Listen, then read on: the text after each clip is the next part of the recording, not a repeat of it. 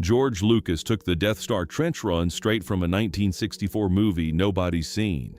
Scorsese says one of these is the most violent film he's ever watched. These forgotten 60s war films have more balls than anything Hollywood's put out in the last 20 years. After The Great Escape became a huge hit in 1963, studios were scrambling to make more escape movies. Von Ryan's Express was one of them. It's set in Italy, 1943. Frank Sinatra plays an American pilot who gets shot down near Rome, captured by the Italians, and thrown into a prison camp full of British soldiers. Their colonel just got killed, so Trevor Howard's character is running things. Except Sinatra outranks all of them, so he takes over the escape plan whether they like it or not. The book it's based on was written by David Westheimer, who was a navigator in World War II. He got shot down over Italy and spent years as a prisoner in the actual Stalag Luft III, the same camp from The Great Escape. One of the actors in the movie, Michael Goodliffe, was also a real prisoner. He got captured at Dunkirk. Sinatra read the book and loved it. He tried to buy the film rights himself, but Fox beat him to it. So instead of walking away, Sinatra went straight to Fox and offered himself as the lead, even though he was pushing 50 at the time. Fox said yes, and the movie did great at the box office. It's easily Sinatra's best war film from the 60s, aside from maybe The Manchurian Candidate. Merrill's Marauders tells a real story about an American Special Forces unit fighting their way through Japanese-controlled Burma during World War II. No tanks, no artillery, no air support, just guys on foot pushing deeper and deeper into enemy territory. The director was Sam Fuller, who actually fought in the war himself. Warner Brothers gave him $1 million and sent him to the Philippines to shoot it with help from the U.S. Army. But Fuller and the studio clashed constantly. Fuller shot this grim, realistic ending that reflected what actually happened. Warner looked at it and said, no, that's too depressing. So they cut off his ending and stuck in recycled footage from older war movies to make it more upbeat and Hollywood. Fuller was so pissed he asked them to take his name off the movie. Warner refused. After that, Fuller never worked with a major studio again. This one's about a British squadron tasked with bombing a cliff face in Norway to collapse it onto a Nazi weapons factory. The plot's fine, but that's not why you watch it. You watch it for the aerial footage. There's no CGI here, no miniatures. Those are real Mosquito planes flown by actual pilots doing insanely low-altitude maneuvers through fjords and mountains. The producers got help from the Royal Air Force, and they didn't fake anything. The dogfight sequences were so good that George Lucas openly admitted he used this movie as direct inspiration for the Death Star trench run in Star Wars. This one covers the Royal Navy hunting down the Bismarck in May 1941, the deadliest battleship the Nazis had. Kenneth More plays a fictional intelligence officer coordinating everything, and real historical events play out around him. The Hood gets sunk, then British battleships finally destroy the Bismarck. Director Lewis Gilbert got the Royal Navy to help out. They used real wartime ships like HMS Vanguard and HMS Belfast. The big battle scenes were done with incredibly detailed models filmed at Pinewood Studios, which had one of the biggest water tanks in Europe. Fox released it in America at exactly the right time. The Bismarck wreck hadn't been found yet, so people were still fascinated by what happened to it. And historians loved how accurate the movie was with naval procedures and timing, even if it simplified things a bit for audiences. The Battle of Neretva was a Yugoslav war epic about partisan fighters evacuating across the Neretva River in 1943. It cost about $12 million, making it the most expensive movie ever made in a communist country at that point, and it was funded directly by Yugoslav leader Marshal Tito as propaganda.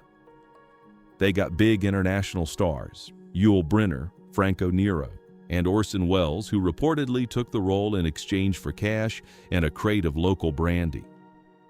The production went absolutely crazy with realism. They destroyed actual war-era bridges and trains. They built entire villages just to blow them up on camera. At one point, they used 10,000 real Yugoslav troops as extras. When it was done, they cut the film into 4 different versions.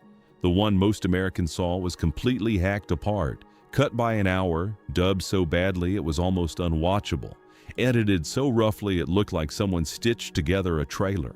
Critics watched it and dismissed it as confusing garbage. But in Eastern Europe, it became iconic. It even got nominated for an Oscar for Best Foreign Language Film. Two completely different reactions depending on which version you saw. Sidney Pollack made this weird war movie in 1969 when he was only 26 years old. It's got Burt Lancaster as a one-eyed major protecting artwork in a Belgian castle during the Battle of the Bulge.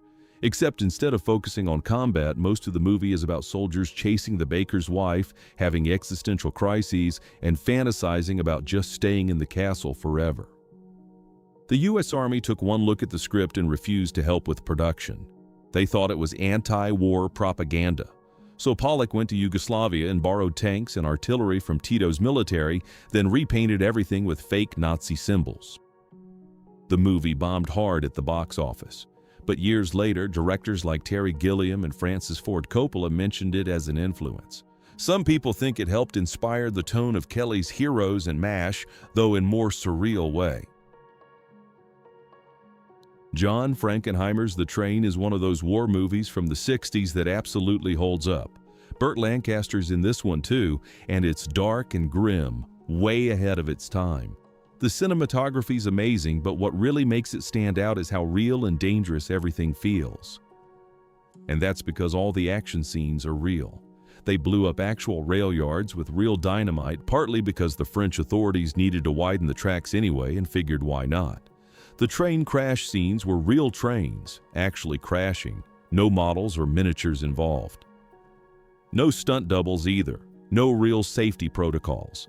People got hurt during filming, and Frankenheimer said later it was a miracle nobody got killed. They were just smashing real trains into each other and hoping everyone walked away fine.